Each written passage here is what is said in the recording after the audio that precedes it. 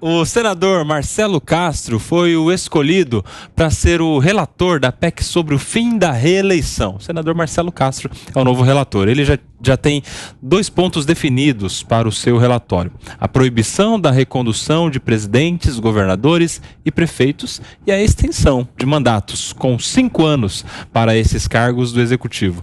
Vereadores e deputados, além de 10 anos para senadores. Castro, no entanto, precisa definir ainda se haverá coincidência de mandatos e qual será a regra de transição para chegar ao fim da reeleição em 2028 ou em 2030, a depender do formato a ser aprovado pelo Congresso. Aquela velha discussão que agora avançou, está em discussão com um senador já escolhido para ser o relator do caso. O negócio do fim da reeleição está andando no Congresso, Mano Ferreira. Eu sou contra nesse momento, porque eu acho que é um diversionismo. Contra o quê? Contra o fim da reeleição nesse momento. A favor da reeleição, então. Porque eu acho que se tem uma reforma política que o Brasil precisa fazer, é na governança dos partidos. Eu sempre repito esse mantra, porque o grande gargalo da democracia brasileira é o fato de que nós não temos partidos de verdade na concepção da ciência política.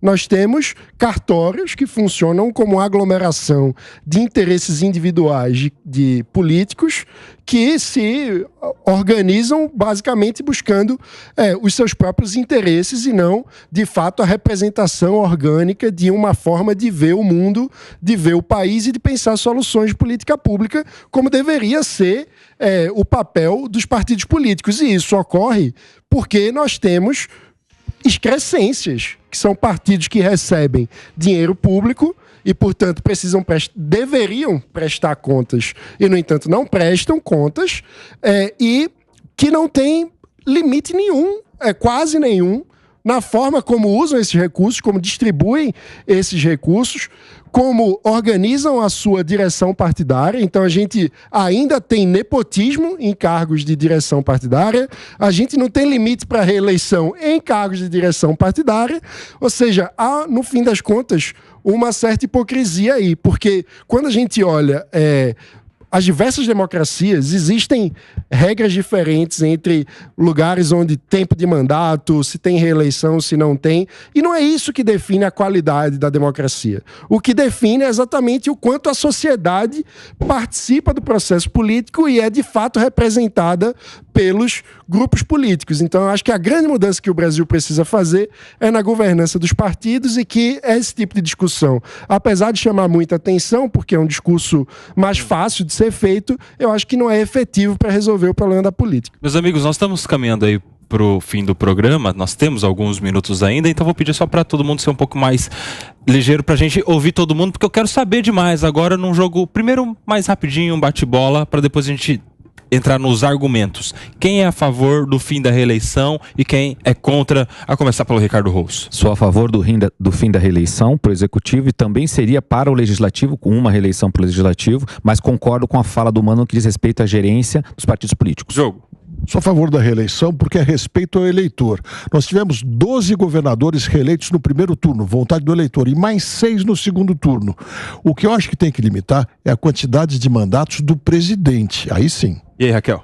Eu sou contra o fim da reeleição. A gente tem o Wilsinho como bom administrador público. Ou seja, a favor da reeleição. Eu sou a favor da reeleição, porque a gente sabe que é impossível dar continuidade a políticas públicas em rupturas de governos e continuidades estratégicas. Então eu sou contra o fim Ou da seja, reeleição. pela reeleição. Sou a favor Diogo, da reeleição. Raquel e Mano. O Ricardo Rous é contra a reeleição. É voto, por enquanto, solitário. Vamos ver se alguém se junta a você. Eu sou a favor da reeleição. Eu acho que não, a premissa pela qual está sendo discutido, que é evitar que o gestor passe seu primeiro mandato fazendo campanha em cima do palanque, eu acho que não é resolvido por essa medida. Afinal, não sendo para se reeleger, vai ser para eleger o seu sucessor do seu grupo político. E aí, em vez de 8 anos, vai ficar 10 anos, porque é o fim da reeleição com 5 anos. Aí o mesmo grupo político que ia ficar ficar 8 anos, vai ficar 10 anos no poder, vai ficar 15 anos, porque aí depois o ex vai voltar. É uma coisa que podia ser 12, virou 15. Então vou provocar. Aqui parece que a maioria é pela reeleição, a turma quer reeleição e o Ricardo é contra. Um dos argumentos aqui do Diogo, que eu vou jogar para nossa discussão, é que seria desrespeitar a vontade do eleitor, já que a gente tem tantas reeleições, né? A gente pega a regra, que o governante, seja prefeito, governador ou presidente, seja reeleito. Mas não é uma concorrência desleal? Ele não ganha porque ele está com a máquina na mão? Ele não ganha porque ele tem uma larga vantagem no começo da corrida eleitoral por ser o cara que já tem a caneta na mão? E aí? Mas ele faz o sucessor. Ele faz o sucessor. Você acha que a máquina não vai trabalhar para o sucessor? Você acha que a máquina não vai trabalhar para o sucessor? Não muda nada. Fala aqui em São Paulo, é falsa narrativa. Fala aqui em São Paulo, nos últimos 10 anos, um sucessor que foi feito pelo antecessor. O sucessor? Aqui perdeu a reeleição a Marta Suplicy, aqui perdeu a reeleição o Fernando Haddad, aqui perdeu a reeleição... Não, tô falando de sucessor, Wilson. Não, eu tô falando que a reeleição não é garantia de eleição. Você tá querendo falar para mim que é garantia. Não é garantia, mas é garantia. Vantagem. Rodrigo Garcia perdeu uma eleição.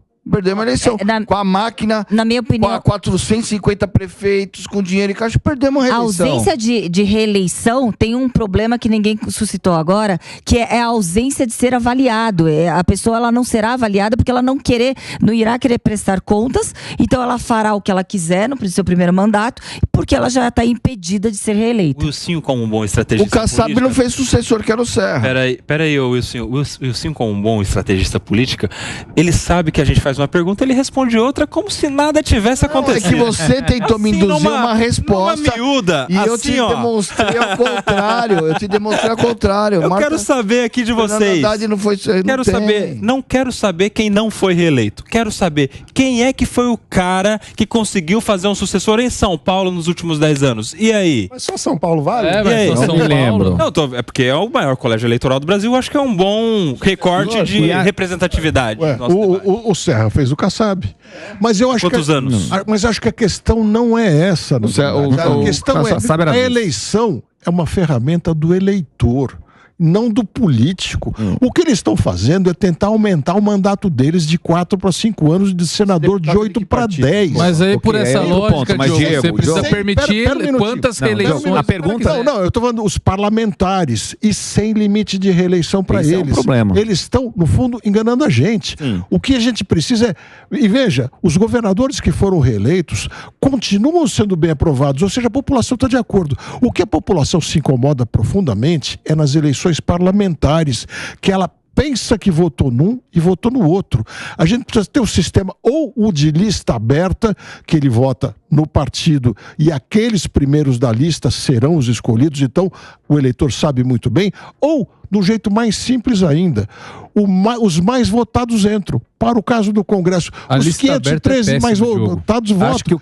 Mas o que não pode é ser o modelo atual, que uma pessoa entra com 10, 15 mil votos e outra com 60, 70, 80 mil não entra. É isso que incomoda o eleitor. Eu insisto, eleição é ferramenta do eleitor e não do político. O que eu acho que o questionamento... Temos 2 minutos e meio aí.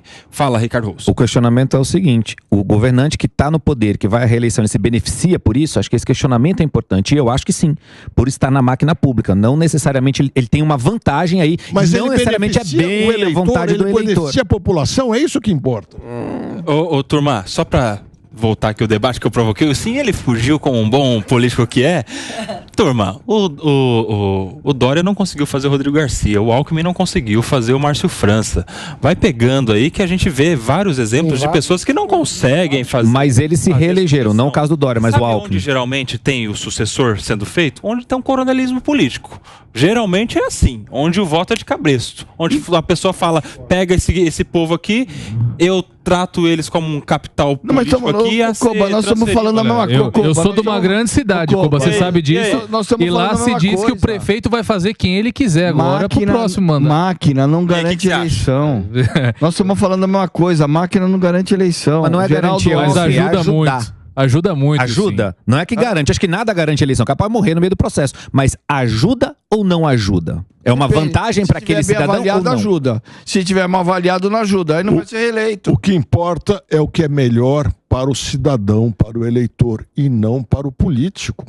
Vai lá para fechar. Eu sou a favor Volto a dizer, da reeleição. não ajudou a Haddad e não ajudou a Marta Suplicy. Boa.